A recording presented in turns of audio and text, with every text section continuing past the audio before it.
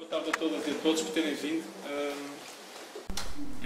Eu não sei exatamente quantos lançamentos já fizemos aqui no Miraforum, mas isto para dizer que não só temos abusado da paciência de quem tem insistentemente vindo às apresentações, como isto é o ponto mais importante que eu gostaria de salientar, o Espaço Mira tem-se revelado um parceiro muito importante no trabalho que o Le Monde Diplomatique e a Cooperativa Outro Modo, que é quem edita o Le Monde Diplomatique e quem edita esta coleção, tem vindo a desenvolver no norte do país, em particular no Porto. Há um grande grupo de colegas e de companheiros do Le Monde Diplomatique e do seu trabalho que não conseguem dissociar, e por boas razões, o que o jornal faz e aquilo que o Miraforum tem permitido que o jornal faça. Hoje estamos a apresentar uma antologia de textos do António Gramsci, é um autor conhecido, um autor subejamente conhecido, e hoje apresentamos uma antologia chamada Libertar o Futuro, que tem um conjunto de textos muito variado, que compreendem 10 anos da vida deste autor, de 1916, ou seja, em plena Guerra Mundial, Grande Guerra, até 1926, a data em que ele é detido, e onde de resto, a prisão de onde de resto não sairá, a não ser para morrer, ou seja, ele sai muito pouco tempo antes de falecer. Portanto, e este é o primeiro ponto que eu gostaria de salientar. Esta antologia corresponde, tem um certo tom irónico, porque boa parte da reputação do António Gramsci dos dias de hoje faz-se com um conjunto de trabalhos que ele foi escrevendo na prisão, ou seja, que inicialmente não foram escritos tendo em vista o espaço público. E, portanto, essa reputação que nós hoje conhecemos, de um certo Gramsci, é um Gramsci, é uma reputação apoiada muito no trabalho dos cadernos do cárcere, que foi o conjunto de trabalho que ele foi redigindo enquanto estava detido e que seriam só publicados postumamente. Portanto, esta é um pouco a visão que ficou e que prevaleceu, e por boas razões, porque são um empreendimento intelectual magnífico e impressionante. Mas, na verdade, o António Gramsci, entre outras coisas, é preso precisamente pelos textos que aqui estão publicados. Portanto, ele não é preso para escrever, para ter tempo livre para escrever os cadernos do cárcere, não é? Portanto, ele é preso precisamente porque durante muitos anos foi um importante dirigente político, primeiro do Partido Socialista e depois do Partido Comunista Italiano, e porque desempenhou uma importantíssima tarefa de publicista, ou seja, de jornalista e editor político, crítico teatral. Portanto, ele tem uma importante produção de crítico teatral, não estão aqui incluídas essas críticas, mas ele tem um importante trabalho de intervenção cultural muito forte, e é basicamente esta reputação que na altura lhe granjeia a publicação, a prisão também, não é, que acabará por conduzir, que nós aqui tentamos restabelecer. Este trabalho hoje, e este é o segundo ponto que eu gostaria de salientar, além desta ironia, esta antologia é publicada pela primeira vez, não só pela Cooperativa Outro Modo, mas também pela Seara Nova. E isto é importante por duas razões. Primeiro, porque a Seara Nova é uma iniciativa editorial muito importante, uma iniciativa política muito importante, que desde 1921, ou seja, prestes a ter 100 anos, tem vindo a espicaçar o espírito democrático dos portugueses. O ano que o Gramsci fonda o Partido Comunista Italiano. Pronto, alguma coincidência haveria de haver. Portanto, há aqui uma simultaneidade, mas em todo caso, a Seara Nova tem vindo a espicaçar o espírito democrático dos portugueses há quase 100 anos.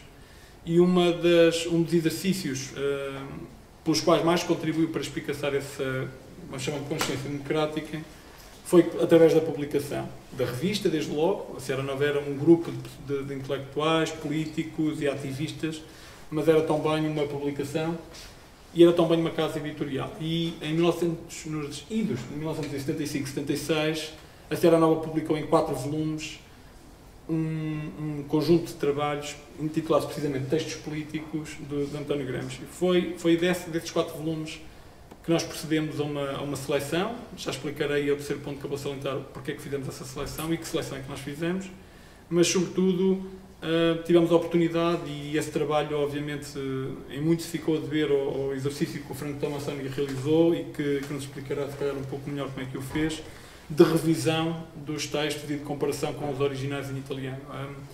Por um conjunto de vicissitudes, não sei exatamente quais terão sido as razões, os textos estavam ora truncados, ora imperfeitamente traduzidos, ora amputados de parágrafos e páginas, e portanto todo esse trabalho de revisão permite que os textos que aqui encontramos sejam textos revistos, em muitos casos significativamente diferentes daquilo que foi apresentado inicialmente em 75 e 76, mas o que eu gostaria de salientar, além desta vantagem que esta edição poderá ter comparativamente com este primeiro trabalho, é sobretudo o espírito de generosidade e o espírito de militância que a Sierra Nova teve mais uma vez neste trabalho de colaboração com a Cooperativa Outro Modo, e sem o qual era absolutamente impossível, este é o ponto que eu queria salientar, absolutamente impossível ter esta antologia. O terceiro ponto tem muito que ver com o que é que nós, em particular eu, o que é que nós quisemos ver neste texto. Nós não tínhamos a ambição de apresentar, eu sei que isto encheria provavelmente uma boa recepção crítica ao livro, mas nós não queríamos apresentar um Gramsci desconhecido. Não queríamos apresentar um Gramsci original. Não queríamos apresentar o Gramsci que vai surpreender os leitores. Não era esse exatamente o propósito. O propósito não era conseguir ter um fenómeno editorial. O objetivo aqui era um exercício distinto e era o de tentar restituir a integridade da produção gramsciana à luz de dois grandes fatores. Em primeiro lugar, tentar posicionar estes textos políticos como um contributo decisivo do próprio pensamento gramsciano, sem nos subalternizar por comparação com o tipo de produções que ele tem. E de resto, leitores atentos vão perceber que muitos dos conceitos que farão fama para este autor, estou a pensar em contra-hegemonia, por exemplo, ou hegemonia cultural, estão, se não manifesta, presentes nas análises que ele vai conduzindo sobre o calor e o fogo da análise.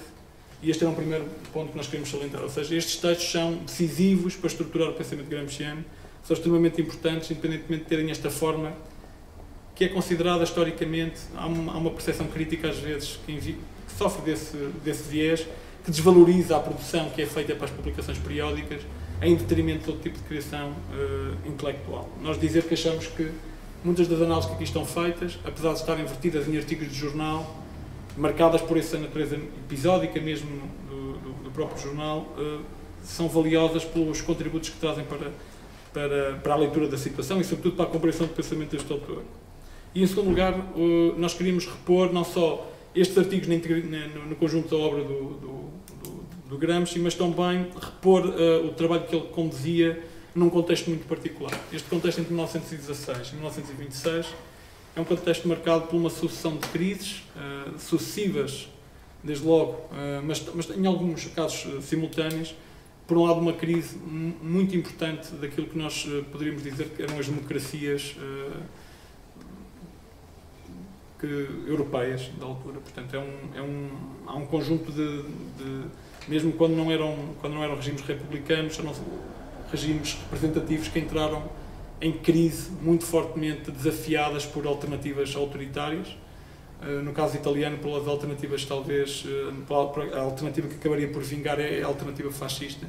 E este é um ponto muito importante, é repor um conjunto de textos que conduzem uma análise e um posicionamento crítico sobre a ascensão do fascismo em Itália, e o mesmo aconteceria noutros países europeus, como nós perceberemos ao ler estes textos.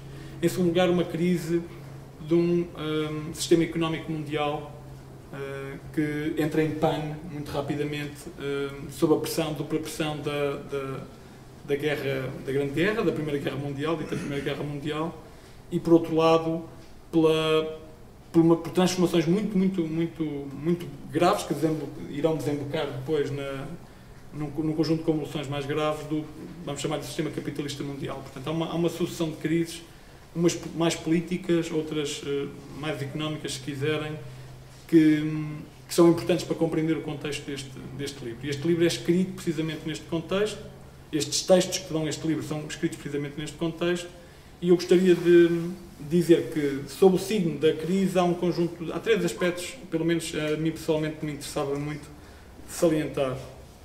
Por um lado, é uma atenção à vida cotidiana e à vida corrente do que sucedia em Itália e no mundo a esta altura. Temos um conjunto de textos sobre o que está a acontecer na Rússia. Só para termos ideia, não é difícil, mas em 1917, precisamente, aquilo que seria a União das Repúblicas Socialistas Soviéticas é implantada na Rússia. Portanto, há um conjunto de debates muito importantes que afetam o conjunto do movimento operário europeu, que postos em movimento com este acontecimento. Há uma grande guerra, como eu já disse, que é um aspecto muito importante para explicar muitos dos ressentimentos nacionalistas, muitos dos movimentos autoritários que surgem na altura, e encontramos eco, precisamente, deste movimento nestes textos também. E esta atenção, digamos assim, àquilo que é o cotidiano nacional e internacional é muito patente, é uma boa crónica, digamos assim, destes anos. Um segundo aspecto que me parecia muito interessante salientar, que estes textos, acho eu, trazem muito, é uma preocupação muito grande com as estruturas de poder que surgem escalpelizadas de maneira muito fina neste livro. E as estruturas de poder são logo as estruturas do Estado, o Gramsci diria burguês, não é? Mas são também as estruturas das organizações políticas e sindicais do operariado. Ou seja, não basta conduzir uma crítica sobre os movimentos de centralização e concentração do poder que têm lugar no Estado, mas é também necessário fazer, digamos assim, uma autocrítica da forma como as estruturas de poder se reproduzem no interior de organizações que representam, digamos assim, grupos sociais ou as massas em geral. E, portanto, toda a reflexão sobre lideranças, chefes e na sua relação com as massas, tudo aquilo que está por trás de uma operação de representação política surge aqui muito bem analisada, e acho que é um contributo muito importante para, não para a paralisia do movimento. Nunca se esqueçam que o Gramsci continua a ser dirigente pelo menos do Partido Comunista Italiano há muito tempo, mas para termos presente que termos uma consciência aguda de algumas das distorções que as estruturas de poder e a lógica de estruturação de poder provoca, não impede a militância, pelo contrário, torna se calhar essa militância mais calibrada e obriga-nos a pensar em alternativas adaptadas ao contexto. As alternativas, segundo o António Gramsci, eram nesta altura os conselhos de fábrica, e há boas razões para nesta altura serem conselho de fábrica. Poderiam noutras alturas ser outras, mas neste contexto em particular, por razões que ele explica, o conselho de fábricas mostrava-se especialmente interessante como motivo de reflexão. E em terceiro lugar, um aspecto que eu gostaria de salientar é uma análise muito, muito interessante do relacionamento entre a ascensão do fascismo e aquilo que são, por um lado, as transformações massivas da sociedade italiana. Ele explica muito bem a ascensão do fascismo, de resto numa tese que vai ser copiada por muita gente em muitos contextos nacionais, incluindo em Portugal, o fascismo como uma crise da pequena burguesia. E ele explica muito bem como é que isso acontece, ou seja, como hoje se calhar diríamos a classe média, como é que as agruras, as frustrações e o desespero de uma certa classe média vão alimentar um ódio ao proletário, um ódio ao estrangeiro e a ascensão última do fascismo como uma violência em marcha que vai resolver todos estes problemas. E isto é interessante, pelo menos para mim, que às vezes, de vez em quando dou por mim a ligar a televisão e penso muitas vezes se isto não me ajudará também a pensar algumas coisas que acontecem aqui. Pronto. Por um lado, a ascensão do fascismo em relação à transformação massiva da sociedade italiana. Por outro lado, uma atenção ao fascismo, e vamos chamar-lhe ao fascismo de todos os dias. Nós normalmente imaginamos o fascismo em paradas ridículas de pessoas com uns fatos especiais, mas a verdade é que há um outro fascismo que vai graçando de maneira larvar na nossa sociedade, que é um fascismo da vida de todos os dias, um fascismo corrente de pequenos gestos, pequenos autoritarismos, pequenos compromissos. E essa reflexão surge muito bem nestes textos, se calhar porque estes textos não tinham a pretensão de ser grandes tratados políticos, mas tinham a pretensão de se posicionarem sobre pequenos casos políticos, pequenos acontecimentos, pequenos eventos. E isso era o terceiro aspecto que eu salientaria, que poderiam ter algum interesse para refletirmos sobre isso. Antes de passar a palavra já estou a falar há demasiado tempo. Antes de passar a palavra ao Franco, agradecer-vos mais uma vez a presença de todos e todas, aqueles que vieram apoiar este lançamento desta iniciativa. Um agradecimento em particular àqueles que colaboraram desde logo na pré-venda. O livro, entre outras coisas, foi viabilizado porque, de maneira militante e generosa, houve quem acreditou, concedeu o penhor da sua confiança ao jornal e pagou o livro ainda antes dele existir, portanto, permitindo que de facto existisse um livro materializado agora. Portanto, a esse em particular, sei que alguns estão aqui na sala, o meu obrigado. Muito obrigado a todos. Eu espero que vocês entendam o meu português. Caso não entenderem alguma coisa, podem tranquilamente interromper-me. Obrigado à La Sierra Nova por ter acreditado nesse projeto, ao Bruno pelo convite a trabalhar nesse livro. Eu acho que, de facto, saiu uma antologia muito bem realizada e conseguimos corrigir vários aspectos daquela edição dos anos 70 que, pronto, sim, mostrava como tinha, pelo menos como o Bruno disse, vários problemas de tradução, inclusive em algumas partes, alguns textos eram traduzidos dizendo o contrário do que diziam na versão original. De certeza, o trabalho feito nos anos 70 foi um trabalho feito com muita generosidade militante, que vai valorizado e que foi, de facto, a introdução em Portugal. Acho que foi a primeira publicação em Portugal da obra do Gramsci. É apenas, já por isso, é merecedora da nossa atenção. Eu, digamos assim, queria encetar um tema, queria, digamos assim, discutir sobre a importância de ler esse texto, mas se calhar começava pelo último ponto tocado pelo Bruno, que é a questão do fascismo. Gramsci, claramente, esses textos acabam em 1926, que é quando ele é preso, mas nos dão também aqui a oportunidade de acompanhar o processo de surgimento e de implantação do fascismo na Itália, que Gramsci chama, ponto, da acumulação molecular de condições para o surgimento do poder fascista.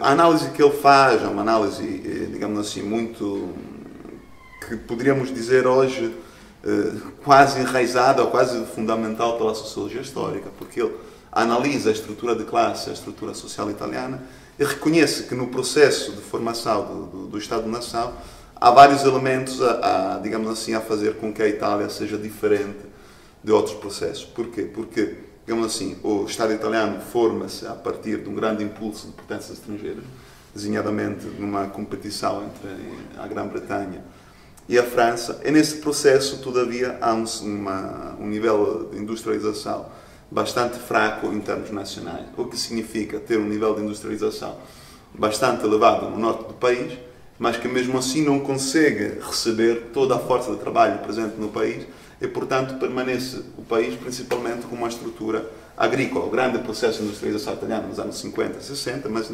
nos anos da fundação, digamos assim, as indústrias estão localizadas basicamente em três zonas, não é? A zona de Milão, a zona de Turim, onde Gramsci tem a sua escola política principal, e depois o porto de Génova, que era, digamos assim, o setor principal pela circulação das mercadorias. O resto do país era principalmente agrícola e era organizado especialmente no sul com os grandes latifúndios. Então, um dos elementos principais de classe que vai fundar o Estado italiano é essa aliança necessária que se dá entre o sul, entre os interesses latifundiários do sul e os interesses industriais do norte. Ao mesmo tempo, havia que ele chama de pequena burguesia, podemos chamar-lhe de classe média, são dois conceitos, pronto, ambos parciais, com algumas peculiaridades cada um, diferentes, mas para nos entendermos, digamos assim, são importantes. É esse colante, digamos assim, é essa pequena burguesia, especialmente urbana, dedicada ao comércio, às profissões, a fazer de colante entre esse mundo mais rural, mais agrário, e esse mundo mais industrial. E, ao mesmo tempo, tanto no mundo industrial como no mundo rural, surge o proletariado. No mundo industrial surge um proletariado mais consciente, no mundo rural existem trabalhadores que são muito influenciados por esse proletariado. Então, é sobre, digamos assim, essa força de trabalho rural que esse proletariado do Norte exerce uma certa influência, uma certa hegemonia cultural. Quando Gramsci fala de hegemonia cultural, não quero estar a debater muito esse conceito, porque é um conceito que tem 1000 tratados e 1000 livros sobre isso, mas quando Gramsci fala de hegemonia cultural, fala na capacidade, digamos assim, na distinção que há entre senso comum e bom senso. Não é? O senso comum é o senso imediato, ideológico, e o bom senso é um senso mais racionalizado, não é? Uma escolha perante um ato, um juízo perante um ato que é mais pensado. E então, a hegemonia cultural, no fundo, significa tornar a ambição de tomada de poder da classe operária senso comum. Portanto, construir as alianças de classe que sejam em grado de transmitir uma determinada visão do mundo, que seja hegemónica ao ponto de ser senso comum. E, todavia, vemos esse proletariado, esse trabalhador rural do Sul, que durante o que é chamado o Biênio Vermelho, começam a disputar fortemente o poder a esses setores económicos começa a disputar fortemente o poder a esses setores económicos, e isso começa a assustar esse pacto muito forte entre a classe industrial do Sul e os interesses do latifúndio. E é aí que é a primeira torção autoritária que faz com que os liberais e os partidos liberais possam começar a ver no fenómeno fascista que nasce em 1919, possam começar a ver um aliado possível. Porque enquanto os liberais faziam os interesses dessa aliança entre latifundiários e industriais, os fascistas depois tinham o papel de bastonar, não é? De reprimir e de ir nas estruturas territoriais das organizações dos trabalhadores a incendiar, não é? A fazer esse tipo de trabalho. E aí se percebe essa aliança. E depois essa aliança é que se vai estruturando politicamente até o momento em que é dado a Mussolini, depois da queda de 2 governos liberais de seguida, é dado a Mussolini, que não tinha maioria no Parlamento, mas que recebe os votos das forças liberais, não é? É dado o mandato de formar o governo. E é esse processo muito interessante que Gramsci estuda nesses textos e também nos cadernos, não é? Que mostram de facto como o fascismo nunca foi um fenómeno homogéneo. Foi um fenómeno que passou por várias fases. Tem uma fase do consenso, tem uma fase onde a repressão é mais aguda, tem uma fase onde as conquistas imperiais, já nos anos 30, são digamos assim, nos primeiros anos, trazem um consenso imenso, não é? E depois serão um dos pontos sobre os quais o fascismo começa o consenso versus ele começa a vacilar. Mas por que é importante, digamos assim, ler esse texto? Porque em todos os estúdios sobre o Gramsci há um desequilíbrio muito forte em favor dos cadernos. É isso que corresponde, a meu ver, eu tento tratar esse tema nas notas finais, há um tentativo de monumentalização da sua obra, ou seja, subtraí-lo ao caráter militante, não é? Porque ele sempre se põe nestes textos, como nos cadernos, à tomada de poder por parte do proletariado, é tentar subtraí-lo do seu objetivo, não é? E tentar, digamos assim, isolar alguns conceitos para que eles possam ser utilizados em todos os contextos, que sejam como palavras-chave, não é? Ou canções que todos conhecem, que basta repeti-las, não é? Para suscitar um efeito no que não está a ouvir, mas no fundo há essa obra de monumentalização que corresponde a isto. E essa obra de monumentalização, de tentativa de, digamos assim, dividir Gramsci do movimento comunista, é contextual a um certo tentativo de branqueamento, revisão do mesmo fascismo italiano, que, digamos assim, o branqueamento em relação ao fascismo, ou em Portugal, o branqueamento em relação ao colonialismo, é um fenómeno que claramente não se pode ler apenas em chave nacional. Mas na Itália tem as suas formas particulares, como tem em todos os contextos. Para dar um exemplo, acho interessante citar este facto. Em 1938, Gramsci já está morto, na Itália são publicadas as leis raciais. E, contextualmente, a publicação das leis raciais sai uma revista que se chama Em Defesa da Raça. E o primeiro editorial Em Defesa da Raça é um editorial que se chama A Raça e as Percentuais, e as Percentagens.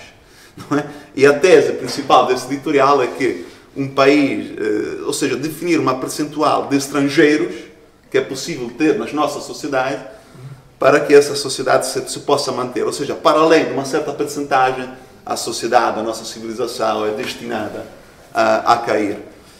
Esse editorial não vem assinado. Então, inicialmente se dá a responsabilidade desse editorial ao diretor da revista, da qual agora não me ocorre o nome. E quem defende essa tese é um historiador italiano que se chama Renzo De Felice. Ele organizou toda a biografia do Mussolini e ele é o maior dos defensores da tese de que Mussolini não era antissemita, Mussolini em si como pessoa não era racista, ele foi obrigado, de certa forma, pela sua aliança com Hitler a ser antissemita, a fazer essas leis raciais. Depois de alguns anos, aparece um fundo nos arquivos de Estado em Roma, onde se encontra o editorial da Defesa da Raça, que é autografado, é assinado por Mussolini, por Benito Mussolini. Então, é evidente que Mussolini era fascista. E já tinha sido, era antissemita, ou seja, tinha isso também. E também foi publicado há uns anos edição crítica destas leis raciais, onde vê-se os comentários de Mussolini, muitas vezes a piorar essas medidas. Aparece esse fundo e, portanto, essa tese é logo cai. Quem que dispunha esse fundo antes que esse fundo fosse entregue ao Arquivo do Estado? Era o mesmo Lorenzo de Felice. Ou seja, houve uma ocultação de uma fonte em função da demonstração de uma tese que depois, quando os documentos se descobriram, foi completamente aniquilado. Mas, digamos assim, sobre o Gramsci também há outras modalidades de revisão. A primeira é, digamos assim, essa tentativa forçada, como dissemos, de dividir Gramsci do movimento comunista. Isso é feito utilizando uma fonte que nós publicamos aqui, que é a carta que o Gramsci escreve ao Togliatti. É uma carta que é de facto bastante dura contra o Togliatti, mas ao mesmo tempo, nesse mesmo ano, o Togliatti e o Gramsci tinham definido no Congresso de Lyon de 1926 a linha política do Partido Comunista Italiano, mais aberta a alianças possíveis. E o Togliatti e o Gramsci eram completamente convergentes sobre essa posição política. E, todavia, essa carta é muito utilizada por vários historiadores para criar essa contraposição, até dizer que, durante a prisão de Gramsci, todas as tentativas para libertá-lo foram, de facto, obstaculizadas pelo Togliatti, que era o mandatário da União Soviética, e, portanto, essa aliança entre o Gramsci e o Togliatti, o Stalin e o Togliatti, teria sido o real trabalho a uma vontade, uma disponibilidade do regime fascista de libertar o mesmo Gramsci. Ora, a carta está cá publicada e é possível lê-la. Gramsci se queixa nessa carta da decisão do Togliatti de não ter enviado ao Comitê Central do Partido Comunista da União Soviética a posição do ofício do Bureau Político do Partido Comunista Italiano. Qual é que era a posição do Partido Comunista Italiano? Era, camaradas, vocês devem ser conscientes da posição que ocupa o Partido Comunista Russo em relação ao movimento comunista internacional. Portanto, metam de lado as vossas disputas internas, não é? Porque uma vossa crise interna vai criar problemas a todo o movimento comunista internacional. Não é? Não era absolutamente, essa carta foi utilizada até para criar um Gramsci trotskista, por exemplo. Não era absolutamente isto. Ou seja, o Togliatti e o Gramsci, de facto, discordavam da oportunidade dessa carta. Enquanto o Togliatti dizia, não, nós não podemos, nesse momento, entrar nesse debate, não é? Porque não nos convém e porque isso não ajuda o debate interno do Partido Comunista Russo. O Gramsci dizia, não, é necessário que o Partido Comunista Russo tome consciência do seu papel internacional também a partir desses partidos como o nosso que estão fora. Portanto, essa carta foi utilizada dessa forma. Aqui há uma, digamos assim, uma seleção parcial de um texto, uma segmentação, uma isolação, um isolamento desse texto para demonstrar uma tese, ela também, digamos assim, falsa. Mas talvez o elemento mais forte sobre o qual se concentra uma certa revisão historiográfica do Gramsci, que depois pretende torná-lo até um liberal, em 1947, quando são publicadas as cartas da prisão, a primeira publicação do texto de Gramsci, as cartas da prisão, na recensão que o Benedetto Croce faz, diz que Gramsci era um dos nossos. Não é? Portanto, imaginando uma conversão liberal que nos últimos anos, nos últimos 4 anos, foi retomada por vários historiadores na Itália, asserendo o facto de que os cadernos na cárcere não eram 32, eram 34, agora não me lembro bem os números, que o Togliatti teria escondido um caderno onde o Gramsci assinava a sua conversão ao liberalismo. Isso porquê? Porque não há apenas essa tentativa, mas há uma tentativa no mesmo processo inquisitório do Gramsci, onde o juiz que vai conduzir a investigação, que interroga o Gramsci, é uma pessoa muito habilidosa, como é que se diz em português? Habilidosa, muito capaz, e consegue suscitar em Gramsci a ideia de uma contraposição entre uma magistratura, um tribunal, juiz independentes e os métodos policiais mais violentos. E isso é feito como? Com a completa obliteração de uma fonte que é o Memorial de Gramsci para o Tribunal Especial. O Tribunal Especial são tribunais fascistas instituídos em 1926 E é depois da instituição dos tribunais especiais que o Gramsci, dentro de poucos dias, é preso. Antes tinha o domicílio coato, não sei como é que se diz, tinha sido confinado em Ustica, uma ilha. Mas depois da publicação dessas leis, Gramsci é preso, é de facto preso. Esse juiz, digamos assim, faz acreditar essa diferença entre magistratura, entre aparato inquisitor e polícia, porque depois começa a fazer suscitar em Gramsci a ideia de que, por um lado, ele era, sim, independente, tão independente que fez-lhe crer que, de facto, quem não queria salvá-lo eram alguns dirigentes do Partido Comunista Italiano. Nesse memorial, Gramsci reconstrói todo o seu processo de prisionia. Portanto, quando ele estava nessa ilha, em Ustica, é levado para Milão, numa viagem que ele descreve que é uma viagem terrível, porque estamos em outono, mais para o lado do inverno. Ele dispõe apenas de uma t-shirt, passava completamente frio, e é levado com uma viagem que demora 15 ou 20 dias, uma coisa do género, onde ele fica doente. É lá que começa a primeira doença, que depois o conduzirá à morte 10 anos depois. E o juiz diz: não, olha, eu tinha encomendado o teu transferimento, não é? Direto, e não com todas essas estadias em várias cidades. Foi a polícia que decidiu fazer isto. E depois a polícia consegue, o juiz, desculpe, consegue infiltrar em alguma cárcere onde o Gramsci estava preso um espião que vinha do movimento anarquista, chamado Dante Romani, que tem um papel bastante importante em construir conto essa história porque é uma história, digamos assim, pouco conhecida, mas acho bastante interessante. Esse Dante Romani tinha sido preso porque era um delinquente, como é que se diz? Um delinquente, tinha sido preso e, em troca da sua liberdade, começa a colaborar com a polícia e com o Ministério dos Assuntos Internos nesse trabalho de espia. E é esse Dante Romani que se aproxima a Gramsci em 2 momentos da sua travessia de Ustica para o cárcere de Milão.